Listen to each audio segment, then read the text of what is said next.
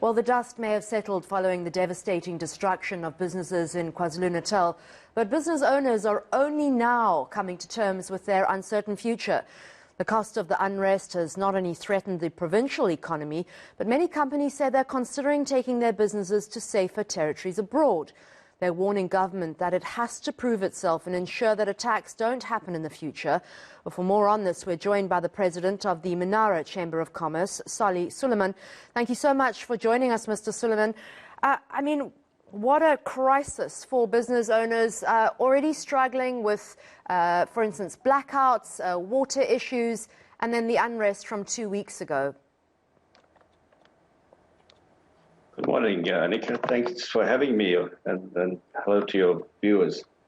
Yeah, it's been quite a traumatic time. It took us all by surprise. It was really shocking, the mayhem, the anarchy.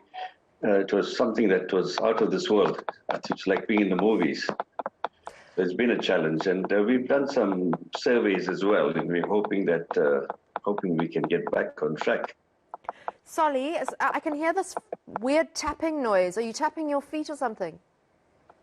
Can you hear it? Is it stopped? It stopped. It stopped. Not really. Okay, there we go. It stopped. Thank you so much. I just wanted to be very clear, your voice to be very clear for the viewers. Solly, which sectors were hardest hit by the unrest that we saw in KZN?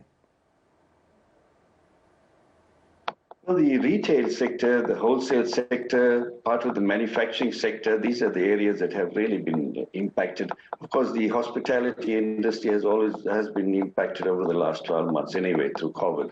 But really the retail sector, the wholesale sector, the warehousing, and of course, the other one that's really been impacted are the small business, the spaza shops, the lady that kind of sells vegetables in the corner. So those have been quite badly affected as well.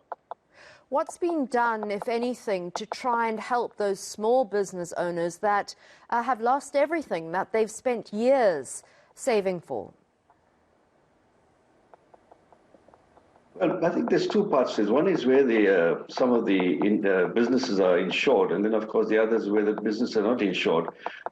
We as the Minara Chamber have started an initiative, and we obviously will launch it soon, where we're basically looking at the small businesses, spaza shops, and I said, as the go-go or the lady that's trying to make a living, eke a living, selling her wares in the corners on the streets and that type of thing. So there's different initiatives, and the one part, I think this is very critical and important.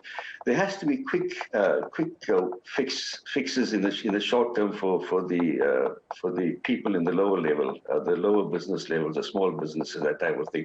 So grant funding is something that we are looking at, and that will be kind of, we have a team in place with a bank and with various organizations, our sister organizations. So one of the things that we had looked at, and we will launch soon, is where we give a grant funding for, say, to an extent of about 5,000 rands, where a person can start their business immediately. Then, of course, there's the SMMEs, where you have to look at funding that's far higher, maybe 500,000 or more, and where you'd be able to give a percentage of that, maybe 10% towards grant funding. I think the most important thing that we have to realize that whatever relief comes in now has to be very quick. Last year we had COVID funding relief schemes, but it took forever to get it launched and get it moving. By that time, many businesses closed up. So I think the key thing now is whether it's from the Solidarity Fund, whether it's from the Tikweni municipality, or it's from private sector initiatives, we have to get funding to the people as quick as possible.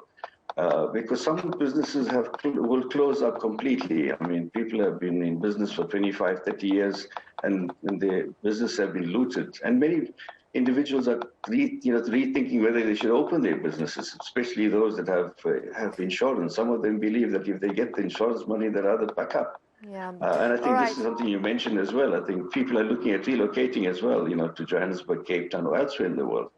Well, that's the president of the Minara Chamber of Commerce, Suleman. Thank you so much for your time and on the devastating impact there on unrest on small businesses, especially in KZN.